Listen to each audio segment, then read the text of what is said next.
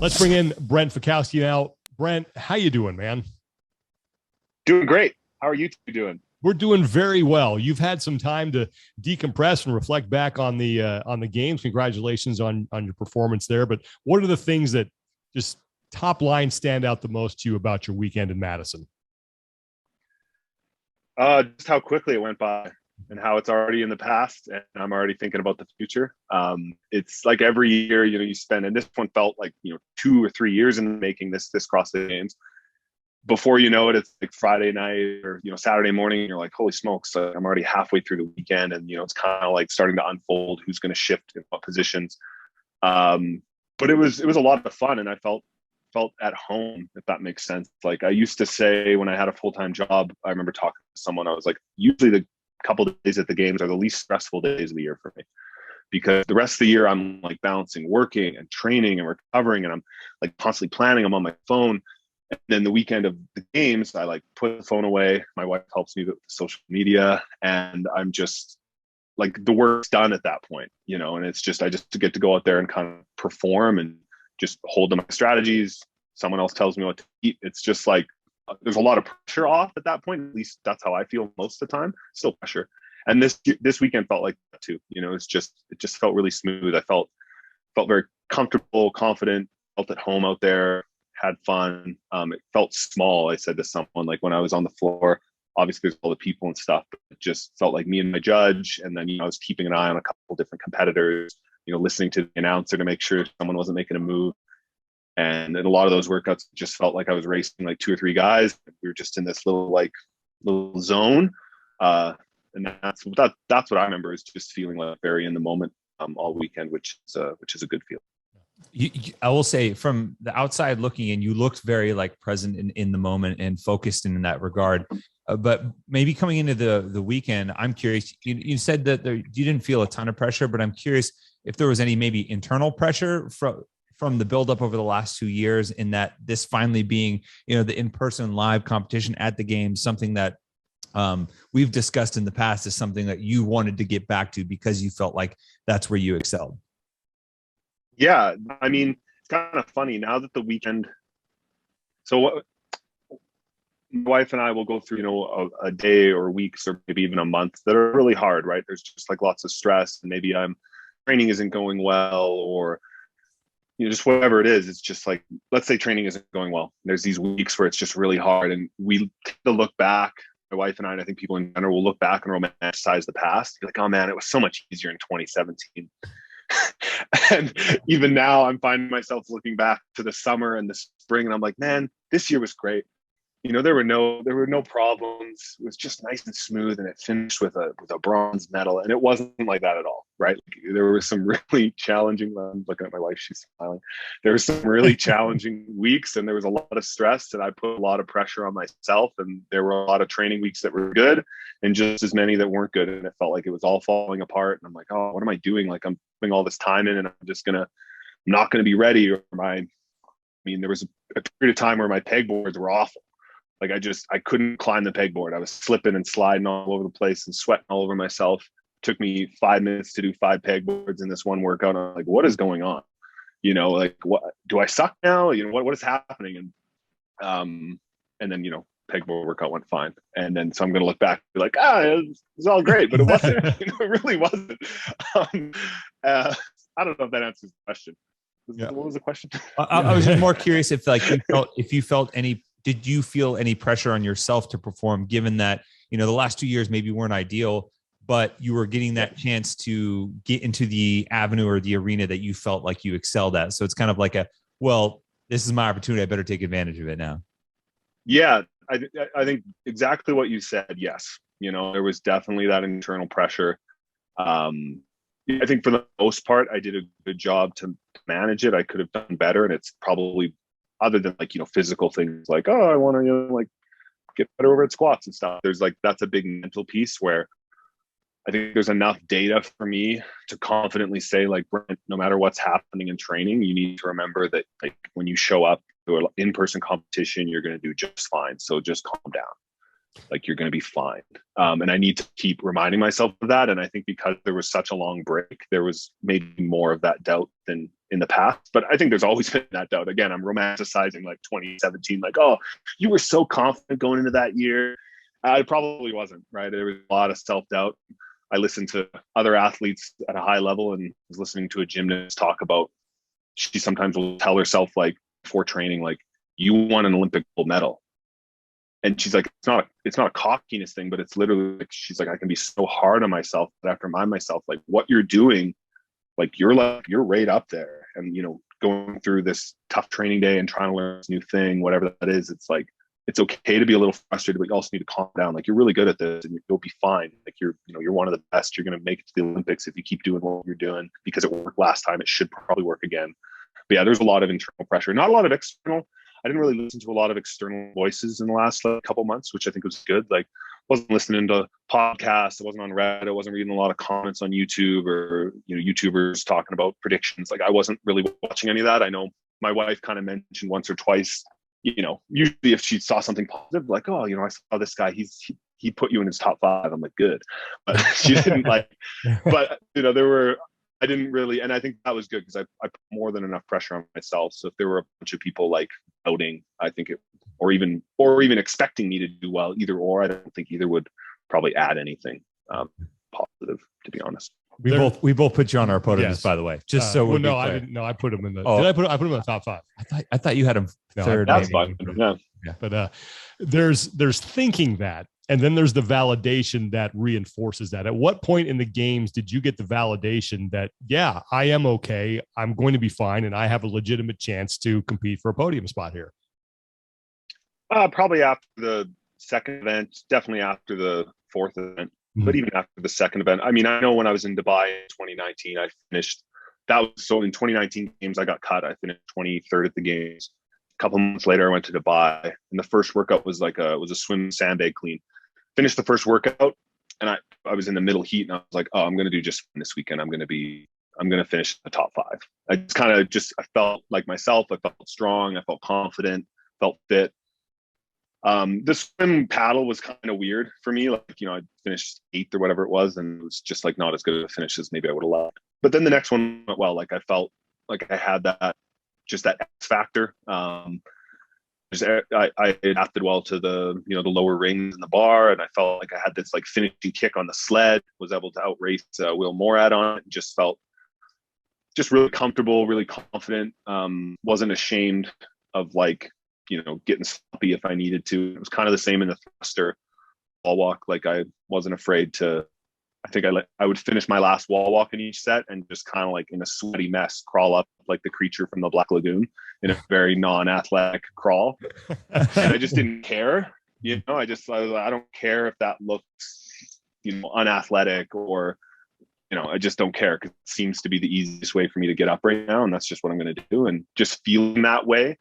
And then obviously getting a good finish. I think I finished 3rd or 4th in that event. I was like, oh, like, this is going to be, you know, this is going to be a solid weekend. And so right away, I kind of knew. And you just kind of catch vibes from other people, like whether it's kind of like their emotional state, just like little things, you know, you might see on the TV screen or when you're competing against them. Like, maybe I'm just perceiving like points of weakness, but I'm like, oh, I got that guy, you know, like he doesn't have it this year or whatever. But I think a lot of those, you know, I might even see that in someone who, like a Pat, who ended up beating me, but it's just little reminders in the first day, second day that I'm like, oh, the guy I'm in the mix, you know, I'm right up in the top, and this is going to be a good weekend.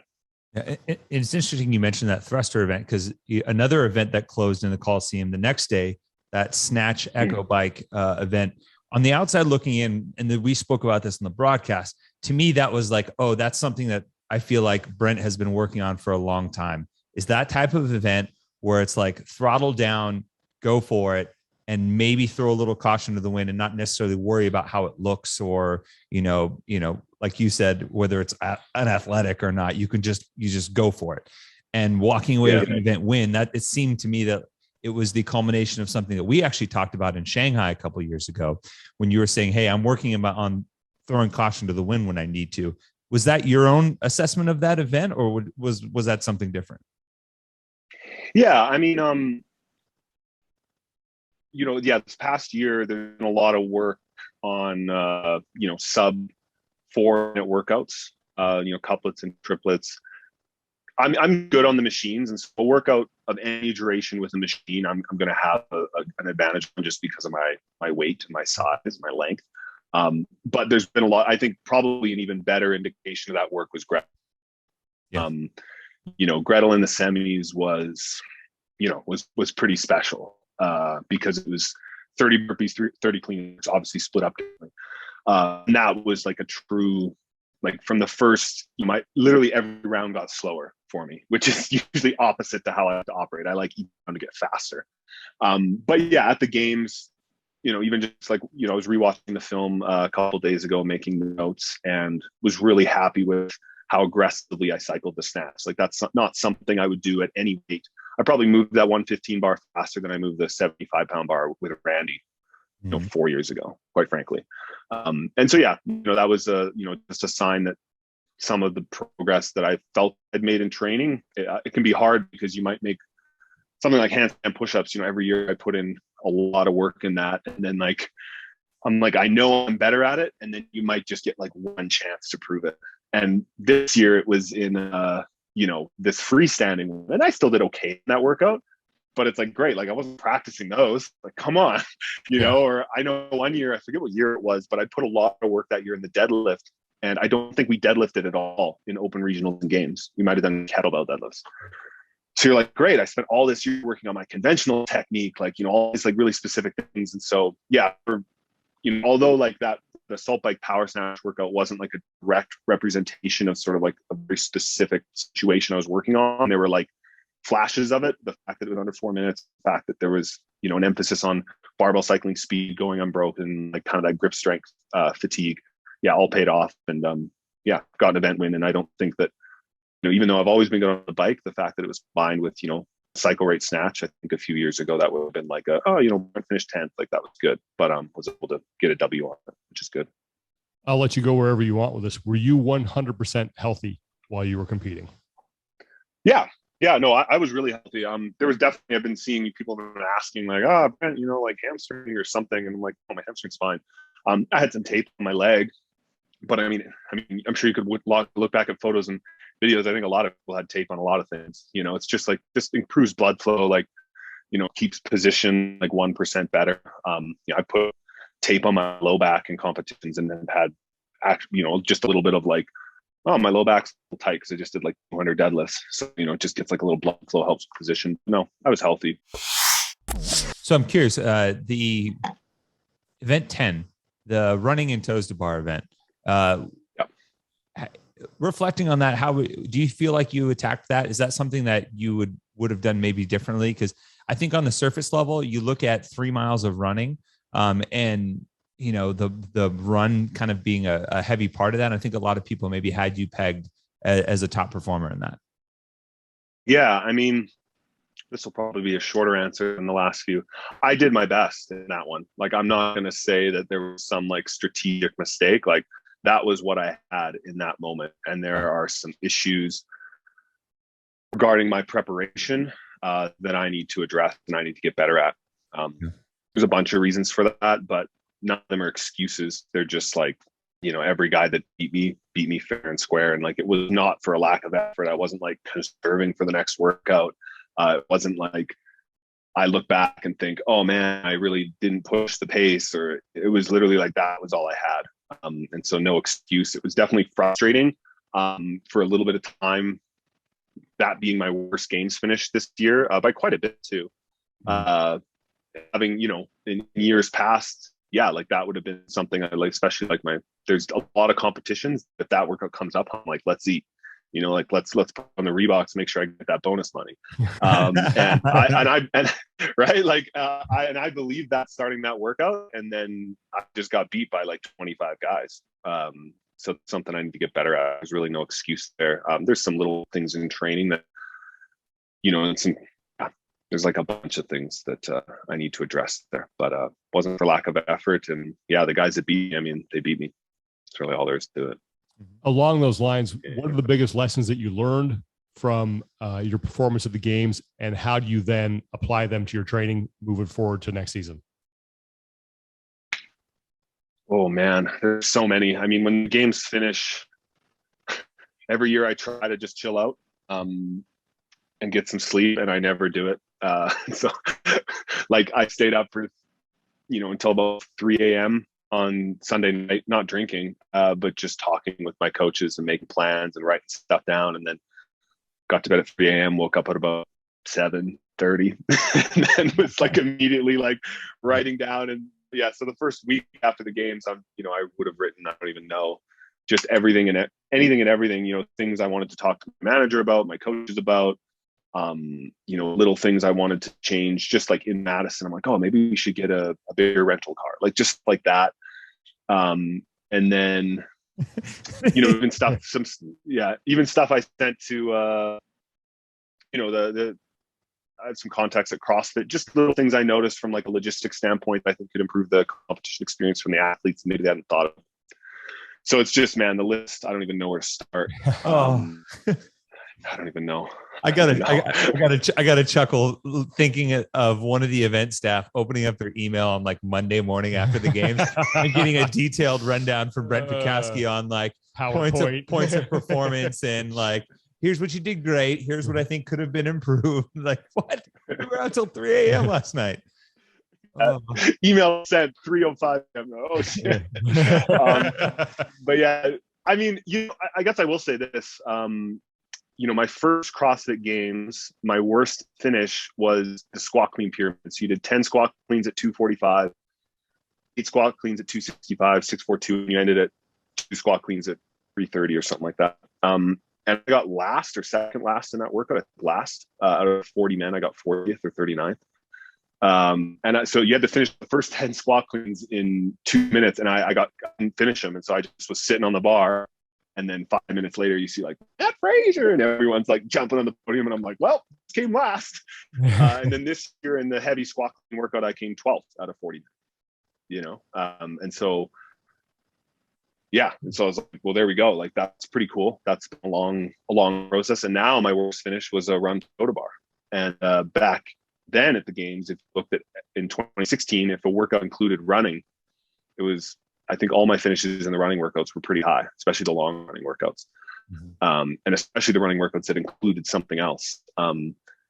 So it's cool. It's cool to see that I'm starting to see a bit of a shift. And so now there's this like rebalancing that might have to occur, which is a very, very good problem to have. And I'm excited because I get to put in some like quality time on the track again. And it's like, it's always hard when you work on a skill like squatting, being a taller guy. I'm like, well, how strong can I really get? Like, is there this like biological ceiling or something that I'm going to just run into before I can truly be like, one of the strong guys? And I've pushed past some of those things I thought I might not be able to get through in my training. There's been some like PRs and stuff and some workouts I've tested from other comps that I've publicized, but I've been really stoked about. And that 12th place finish on the squat clean was kind of an indicator of that in a public setting. But the running goes to bar workout, I didn't do so hot. And now I'm like, well, at least with this, I know that running ability is in there. It's in the tank somewhere. It was there before, and I just kind of have to re-extract it with some training that I've done before, and it's worked before, and I just need to do more of it this coming 12 months. And so that'll be fun. I asked this question to Pat Vellner. I'd like to get your thoughts on it as well. But Justin Medeiros is now the standard bearer for the men's competition. He's 22 years old, youngest champion ever. You and Pat, are on the back ends of what I would call your athletic prime, both in your 30s. How do you catch a kid who's 9 years, your junior, so that you can beat him the next time that you guys are on the competition floor together? That's a good question. And I don't really, the age thing doesn't really like factor into it for me. I mean, I'm sure if I wanted, so the tough part of the tough thing with CrossFit is it's very new, right? So we only have a dozen years of CrossFit Games data. And so there's these like stats, like no athlete that's been trailing on day 2 has ever come back from a 100-point lead. And it's like, all right, like sweet, we only have 10 games to draw that information from. And so I'm sure you could look at whether it's, sports that have parallels to ours, whether that's like, long distance events or strongman or decathlon or weightlifting or whatever that is. I'm sure there's some situation where there was like a 22-year-old champion and a 30 or 40-year-old that just finished behind them. And then the next time they showed up, they switched places. And there's probably no reason for it other than the other guy won and the other guy lost, and so I don't know what Justin's training is going to look like. Maybe he'll come back and he'll just have excelled like to a degree that's like, whoa, wow, good for you, man. And like, I just can't catch him, but maybe he'll just get, 1 to 5% better in a bunch of areas. I'll get 2 to 6% better in a bunch of areas. And then it's like, there we go. I feel like this last year was a better training year. I progressed a lot more than I did in the prior 2 years of training.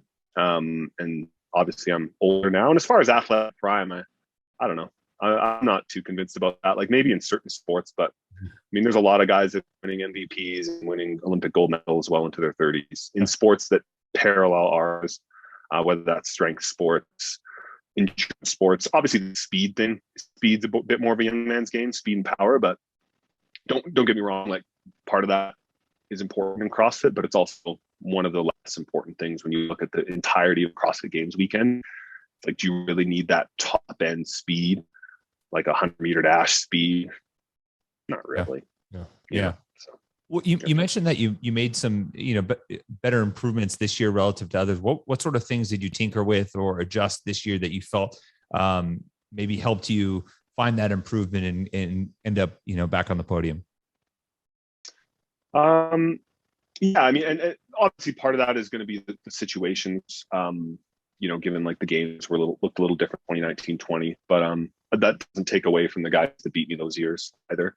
But I do truly believe that, training this last 12 months was better than those other 24 months. What did I do differently? Just more and more focus on training, pushing aside a lot of other things, having a lot more support from my wife and some other people to take on some responsibilities so I could just focus on training more, stretch more, sleep more, stuff like that. With the coaching crew I have now that I've had for the last 12 months, which is Mitch Barnard and David Spur, only training, we've just been taking it really seriously. Like every day and every week I'm filming a lot of workouts. I'm, FaceTiming David, like during pretty much every squat session. We're tracking my data on like my speed and all sorts of stuff. And just taking it really seriously. And so kind of just putting not like an unhealthy amount of pressure, but I'll set up a workout, especially leading to, let's say, like the quarters and the semis. I mean, every time I did a workout, I was setting it up like it was, like a semifinal workout. I had I'd put lines on the ground and I'd have to roll a bar forward or something, or I'd, whatever, move back and forth, kind of like those little mini transitions you do in the open. And I would hit it, with a lot of focus, and I'd, warm up and cool down and have a strategy and stick to that strategy and just really take it seriously. And there was very few sections I was just kind of rolling through the punches, right? It's like, oh, I'm going to do this little EMOM and cool, all right, sweet, let me go inside. It's like, no, this EMOM today, it matters, and every session this year, it really mattered. And there's one I look back on, it's like, oh, that's not going to be the thing that, held me back, was a lack of putting in that intense focus during the training. Not that that's ever been an issue for me, but I just, if I was at a 9 before, I went to a 9.5 this year. So that was probably the biggest thing, just taking it seriously. And with that, in conjunction with that, every piece of training had a very specific purpose. And we were constantly, having calls and kind of fighting internally about what was going to be in the program. I'd have an opinion on something and they'd, no, I think we need to do more of that or less of this. And we, have a healthy debate about it. And really nitpick the hell out of every little, piece of exercise that I did. So that I wasn't doing too much. Everything I was doing was progressing and had a very specific purpose. There wasn't a lot of fluffy space wads just for the hell of it. So would you say that's your style? I mean, you call your nickname's the Professor, but you feel like you were at your best with those elements of structure played in. And I say that because, there's some athletes that are exact opposite. I don't think Con Porter would be as successful under that same format. It's just his personality. No. Yeah. And that's something I feel like I mentioned that to someone this weekend. Someone mentioned oh, you looked really aggressive on the competition floor, a level of aggression I haven't seen. And I think part of that was just over the last couple of months and weeks in this year, just feeling more comfortable in my own skin. Maybe it's an age thing, but just there's not any, I just kind of latched onto I'm trying to think the best way to bring this up. I was talking to this beach volleyball player that I have a bit of a relationship with, who went to the Olympics, Martin Reeder, and he mentioned something to me where he's just like how he put it, I should find it again, but he's like, just be you, like don't shy away from the like analyticals. Like that's clearly who you are. So like lean into it, and I think there've been times where I've tried to like, I don't know, like maybe imitate someone else's mental game, whether that's like some basketball player or something. And you're always going to fail at trying to be somebody else, and I think there were times where I did that. And I think this year, if I had an idea about making a spreadsheet as far as like a reps per minute calculator on like different movements, I'm like, let's do it. And I would do it. I wouldn't, oh, is that really necessary? I'm like, it is, because I think it is, and I'm going to do it. Just, hyper analyzing my videos and like, counting my transitions, like all this stuff, which do I need to do that? No. Did, Con Porter tried to do that? Would it help him? No. But I think like in that, I just became more and more comfortable in my own skin. And then that like passion and the aggression just kind of flowed out of me this weekend, because there was so much confidence in the work I'd put in and like the numbers and the strategies. And like, we'd come up with a strategy for one of these workouts, like, oh, like what pace am I going to hold on the bike in this bike workout, or what pace am I going to hold in the skier? And we knew, and we were right. And we had a strategy on like what that pace was going to be. And we picked pretty much the right pace. And there was like a deep confidence in that, not a like, I don't know. And because of that confidence, I was just able to like deliver, as opposed to kind of second guess that. And that's me, right? I don't think that some people could definitely learn from like a little more like planning, just like, there's a little bit more carefreeness that I'm going to try to bring to my own life in the coming year, because it being I think my greatest strength, it's also like potentially my biggest weakness, is being over analytical at times. But I can't shy. It has to be there. I can't completely get rid of it. So yeah, but I think that you're just really kind of leaning into it and believing that it's going to be like the biggest key to my success, as far as that kind of aspect of my personality has definitely helped last year and during the weekend as well. What are your competition plans now moving forward into this, for lack of a better term, off-season competition schedule? Yeah, so we've got between now and like February 25th is the Open. I can't imagine between the Open and the Games I'll do anything other than Open, quarters, semis, games. Maybe try and train with some other people. I typically train alone. Not typically, I only train alone. Other than like I might train with a power lifter, do some powerlifting, but I don't train with like CrossFitters to do CrossFit really. So I might try and do more of that, whether that's like try and convince someone to come and train with me for a bit, high level athlete, or maybe, going to the States, going to Quebec, or going to Pat, training with them throughout the year. Those competitions, I'm not super sure yet. I'm going to kind of see what's available. Obviously, Rogue Invitational's coming up, and I've heard rumblings of like Wadapalooza, maybe Dubai. I mean, like Mayhem has a competition in UAE. Yeah, I don't have any hot scoops for you guys today, but Ooh, yeah, dang. Follow me on Instagram. I'll be when I do know where I'm going. I'll definitely be, announcing it, letting people know. But yeah, just got to make a plan. It's a tough balance. Like on one hand, I'd love to do all of them, but my main goal this year, and I've already kind of talked to my wife and family a bit, and even my manager, and I'm like, I want to win the CrossFit Games next year. Like when I look back on 2022 and just in general, like the CrossFit competition life season thing that I've had, it's like I want to look back on like the big experiences and not just try and like sprinkle in a bunch of mediocre ones.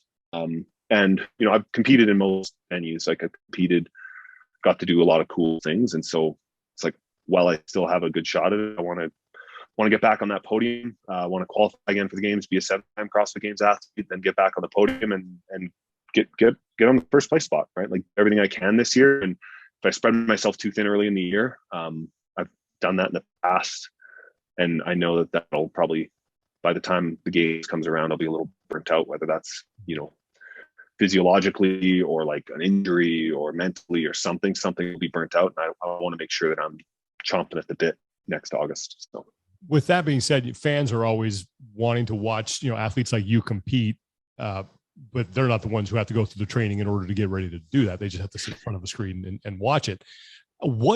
how much competing is too much for you? Where's the sweet spot?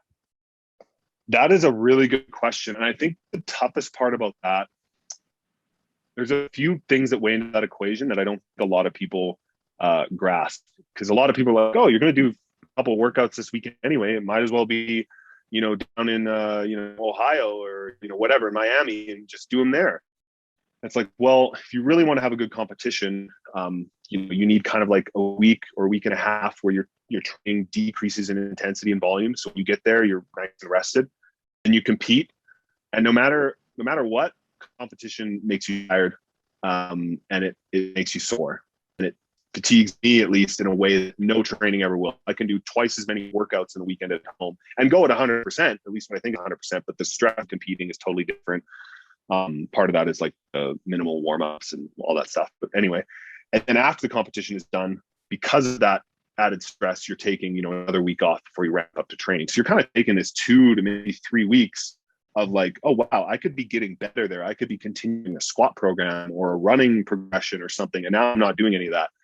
The other thing with these competitions is you don't know what they're going to get you to do. You have no idea, right? And so, if you're dealing with even like a fraction of an injury, when you're training, you can work around it. Like, let's say you're like, oh, like my elbow's a little hot. So the only thing that bugs that is high rep ring muscle ups and handstand walks, let's say. So you can do a bunch of other things that you can do bar muscle ups, you can do lower rep ring muscle ups, you can do all these other things. And the elbow's going to get better in 2 weeks, no problem. But you sign up for competition, you're like, well, what if it's those things? And that affects my training for another 6 weeks because that elbow now becomes a big problem. And then in the same token, it's like if I went to a competition and I had some semblance of confidence in their programming from like a safety and a volume perspective, then I'd be more willing to sign up for more of them. But you go to any competition and you're like, I don't know if it's going to be 4 workouts or 14. I don't know if we're doing 100 deadlifts at 315 or it's all, and everyone who programs competitions, they have their own view of like, I've seen competitions and heard of competitions where they told the athletes, hey guys, it's just going to be a lot of fun. It's going to just be like a showcase. It's going to just be like a lot of cool workout. And then they like beat the living pulp out of the athletes by day 2. And everyone's like, oh, my back, like my shoulders, I don't know. And you're like, oh, really? Oh, really? I thought that one was just like a cool like, CrossFit burn. It's like, no, like that was awful. And I did it. And like, I'm happy to be here. Yeah. But that there's a huge disparity often in the people programming the competition and thinking it's going to affect the athlete in a certain way, and in reality it's doing this. And so the answer to like, well, how much is too much, you kind of have to expect the worst. You have to expect they're going to do everything you don't want to see. You have to expect that, oh, probably do 6 workouts. You have to expect they're going to do 12 because if you think the best case scenario, and then if that's kind of where your like baseline is for how you're planning your training, then you're going to get into this downward cycle into the toilet. So yeah, I don't know. There's like a bunch of kind of things that could maybe change that long term, but in the short term, that's where we live. And I'm pretty proud that I've never pulled out of a competition. Oh no, I think in 2012 I did. But other than that, I've never had to pull out a competition due to injury. I pretty much showed up to every competition at my best and performed very close to my potential. And not a lot of other athletes can say that. And so I would continue like that stretch as opposed to like, let's try and like, play every carnival game. And like, I'd rather, just really put my eggs into like 1 or 2 baskets. For sure. So different strokes for different folks, but yeah, a lot of variables. But kind of, touching on programming a little bit, again, looking at the programming slate from this year's games, good or bad, what events really stood out to you? Whether it was, it was programmed well, you had a good time, or one you're like, hey, didn't like that one. I know we know you've run through them all, probably, watched most of them back too, but I'm just curious if there are any that stood out. Yeah, I think there were, as far as kind of hard, like I think everyone has their opinion on programming, especially from a competition standpoint. Mm-hmm. And none of our opinions really matter until there's like a set of rules that can like define what is good and what is bad. Because really we're all just using like a frame of reference from what we've seen historically at, a slate of competitions. And so, I've seen more than most as far as like looking at programming, seeing how it plays out, experiencing it as an athlete, talking to other athletes, just like you guys have found, and maybe not experienced it as athletes as much, but we've watched it and how it's unfolded and who's played where. But it's all just, it's kind of like case law. There's no like actual like doctrine of what is okay and what is not good. And the fact is, everyone who's ever programmed a competition, if you ask them, how'd you do? They'd say, I did a great job. My programming was dope. Like every, and that's every competition ever held the last 15 years. Yeah. Thinks they did a great job. But yeah, I think I really like the running power clean workout. Obviously, would have been cool if the time cap was a little shorter. I don't think that really changed the leaderboard much, but that was fun. Like those 200-meter runs and those like heavy power cleans. It kind of put a light bulb off in my head. If I ever programmed for a competition, I'm like, oh, I'm going to do something like that. I think that was like just, a 7-minute. That was like your lungs were on fire, your legs were screaming, but it was like just enough that, we were pushing every single run. That was a lot of fun to do. The next one with the running heavier squat cleans was a little clunkier, especially just because like for me, I put on weightlifting shoes because I was like, like, yeah, the run just doesn't matter. And so like when you're dealing with weights that heavy in a run, you've got people running in weightlifting shoes, a leather belt and knee sleeves. You're kind of like, I don't know, like, are we missing the point of it here? It was still a good workout. But I mean, maybe that one would have been cool with like a machine, whether that's like a row or a ski or a bike, 100 meters, 200 meters, or a couple cals, same kind of stimulus, but then at least like just clearly the run doesn't matter when people are running in weightlifting shoes and leather belts. But those are both really cool. And I like the idea of running outside the stadium too. I heard people said visually that was pretty fun. Yeah. Online, I don't know if in person it was probably kind of cool. Just to say, how they change position on the run and then they come in and you cheer. So I really like those. And I'm trying to think of some other ones. The wall walk, I was skeptical about including that in like a high level competition. And, maybe there's a bit of bias because I don't think there's any bias. I think I did well in that workout, but I think it actually played out pretty well. I heard people say it looked good. And I mean, I would argue watching someone do 10 wall walks is more dynamic and athletic and exciting looking than watching someone do 10 handstand push-ups.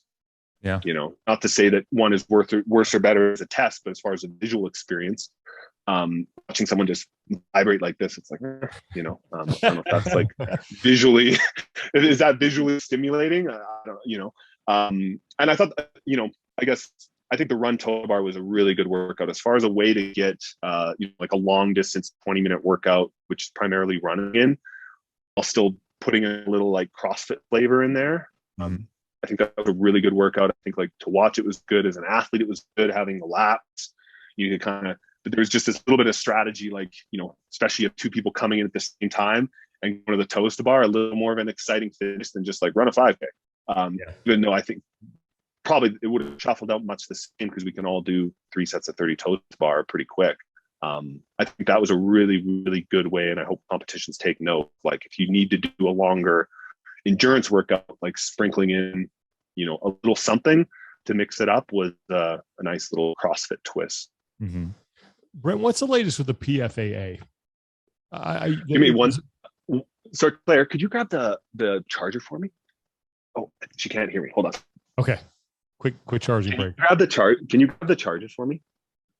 Yeah, thanks. I'm not trying to avoid the question. No, not a problem.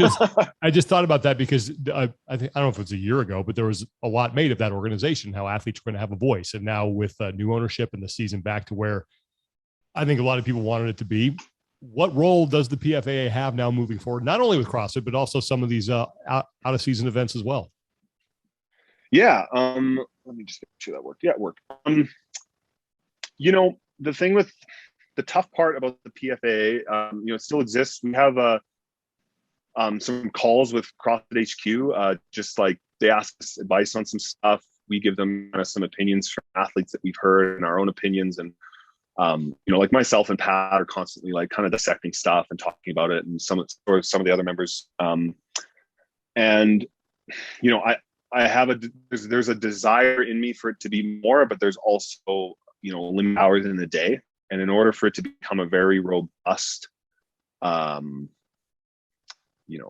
association, it would require a couple of people to spend 5 to 10 hours a week, unpaid, but also have a very intimate knowledge. And the intersection of having 5 to 10 hours a week free that you're willing to give, and with the knowledge required, there's not a lot of people. I'm someone with knowledge, but it's like, hey, I want to win the CrossFit Games, and I don't have 5 to 10 hours a week right now to, organize people and like create plans. And there's a couple things I've been working on as far as kind of hard to explain, but just some documents on ways that the sport can evolve, and like my opinion on certain things. But it's also hard as an athlete in the sport, because right now there are not a lot of rules. There's this, like, if I come out and give a bunch of rule suggestions, is it like, oh, is that just Brent trying to like help himself, like mold things in a direction he wants? It's like, there's probably a certain amount of bias that's unavoidable in that. But I just want rules. Like, I want more rules. There's some things hopefully in the next year that we can evolve on. It definitely we weren't as active in the past year as I would have liked. It's not like the proudest thing of the year for me is the progress we've made in that area. It's not. I wish I'd spent more time there, but I didn't, and we didn't, and it's just going to require a lot more legwork. And so I'm hoping to put aside a little more time this year to build on that. But I'm also, right now, I can't make any promises, just because, trying to win the CrossFit Games. and so is everyone else in the association. And then it's like, I don't know if there's anyone else that can really take on those responsibilities, that has the knowledge, has the time, can put in that work, and have the vision to like understand what it could grow into. I have the vision of what it could grow into, loosely defined, kind of, in some writing I've done, but it's a long road. For sure. So, I asked this. That answers the question. Yeah, totally. I asked this to Pat too, and I try to watch athletes when they cross the finish line for the final time, their reactions, their emotions, things like that, to try and get an understanding of like where they were in that moment of finality. I watched yours, and I like there seemed like this like equal amount of like excitement and relief in like putting like that final stamp of like, this is over and it's done. And I'm curious what you were experiencing in that moment when you crossed and jumped up onto the finish mat for the final time to, secure that podium spot, and to kind of complete that, what I would consider a 3-ish year journey of kind of getting back to where you belong. Yeah. There was a certain amount of like, Bjorn I went back and watched the video, and he was very far ahead of me at a certain point in that workout, about a minute ahead of me. And so I didn't realize he was that far ahead until I rewatched the video. There was definitely a certain amount of, I don't know if luck's the right word, but the fact that I was able to kind of like use a little bit of a comeback in those lunges to secure that, there was a pretty intense amount of excitement and satisfaction that I was able to clinch that. And I've been I think, like, for example, in the semifinals, there was a tight points race for that 5th place spot, and I was able to just squeeze myself in the 5th place spot to qualify. And when that finished, I was talking with my wife and my coach, and I said, over the years, there are always those events, point takeouts that happen. Like, whether it was like Cara and Tia to win the games, or someone to qualify for the games in regionals 2012 or whatever. And when those point shakeouts have occurred, I've typically been on the wrong side. Whether it was, place at the game twice, or just sitting out at the games the first 2 times. And then when whether it was winning regionals or like silver at the games, I was just kind of like in that position and just sort of cruised into that finish over the last few events. And so there was kind of this feeling of like something in the back of my mind. I sometimes think about it, like, am I like clutch? And I think I am. Like, I think when I was a volleyball player, I was. When I was a swimmer, I was. I had my best races in the big meets and played well in the big volleyball games. And then in CrossFit, there's a certain amount of like luck that comes around when it's like, well, what workouts are last? And is there a perception of, oh, he's never good on Sunday? And it's like, oh, because there's always rosters on Sundays and I just suck at those, or whatever that is. Yeah. And so, I think there was just a bit of a satisfaction that I felt like, at least personally, I put that to bed. That, I had a really strong finish, and there were a lot of emotions in that the full walking lunge, like definitely a feeling of like, the bar is going to like fall on my head before I put it down in that last set of overhead walking lunges. And even in the back rack to the front rack, it's like, you are literally going to have to crumble into like putty before you stop moving, kind of thing. And so just, some like definitely strong emotions up to the finish line, and it all kind of came pouring out. And just like a satisfaction that I was able to close out a good competition. I felt like third was, like a place where I pretty much belong. Like, you always want more, but at the same time, there were, like with coming 27th or whatever in a running workout, it's like, you're probably not going to win the CrossFit Games. That's just where I was that weekend. Believe that I can get better for next time. But when I finished, it was mostly just that emotion of, just kind of satisfaction of, 2018 just missing the podium, and then 2019, 2020, and kind of this like couple years of like, oh, do I still have it? Am I ever gonna, 2017 was at the pinnacle. I've thought about that. I'm like, sometimes you don't know the good times until they're gone. Yep. That makes sense. Like, you don't realize, like, it's like there's an expression like, there was a day that was the last time you played with your childhood friends. You ever heard that? Yeah, and you don't know what that. You don't know what, you didn't know it was that day. Yeah. And then before you know it, then you look back 10 years like, oh man, that one time I played with my cousins, and that game of tag we had, like, that was the last like childhood game of tag we had, and we didn't really know it, but we were just on that cusp of becoming too old to bother. And so when I look back at 2017, sometimes I think like, oh, was that, did I really soak it in enough? Like, because it's, you finish that and you're like, oh man, it's only up from here. Like I'm going to take down Matt Fraser next year. I'm going to get like freaking sponsored by Rolex. Like, it's all happening. Like, then the years go by, and you're like, oh, I didn't beat that again. And then, you're like, oh man, I was pretty far away from the podium in 2019. Like, it was at this peak, and then there was this, it's just all downhill. And so to kind of, feel like there's still like plenty of opportunities left. And also just the feeling of, even if there isn't, and even if that was, the third was the second peak and now it's all downhill, I think like being older and wiser, there was a feeling of trying to soak it all in and just like appreciate, hug Bjorgman and congratulate him, Pat and Justin and all the other guys, like, a couple, like even Lazar, seeing him starting his rise. I think he'll be in that top 10 and he'll be on the podium one day, getting to see him experience that. And,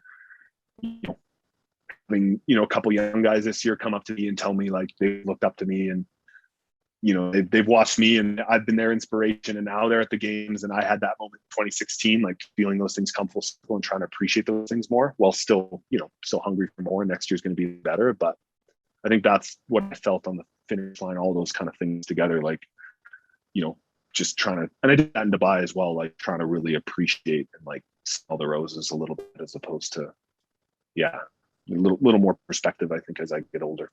For sure. And building off of that, what was it like to stand on the CrossFit Games podium with Pat for the first time?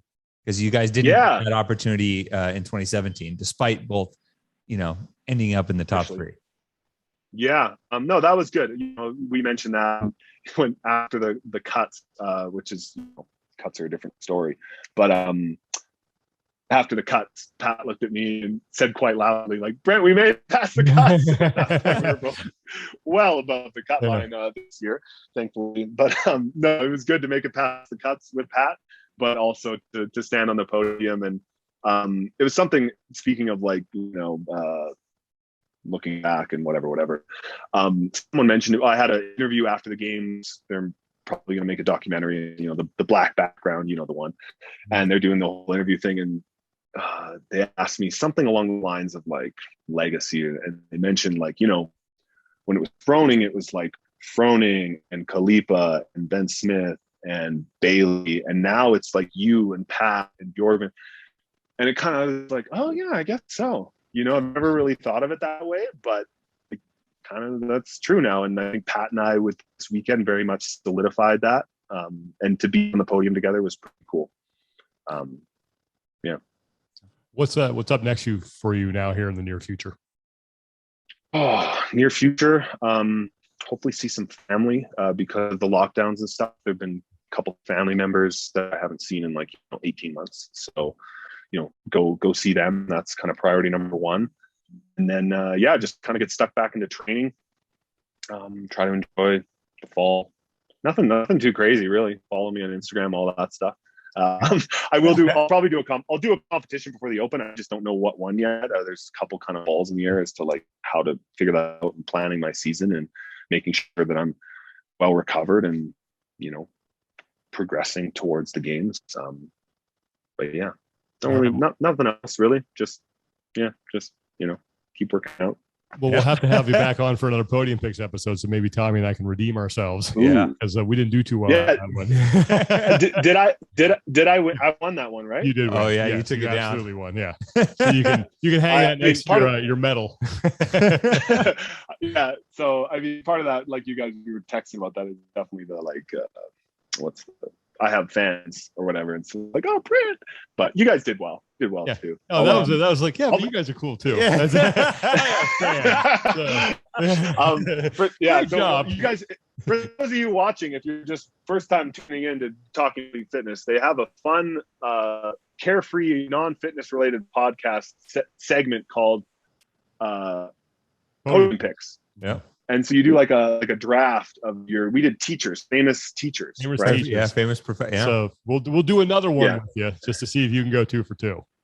Yeah. So we'll have to think of, and then I'll be even more. Last time I was not prepared.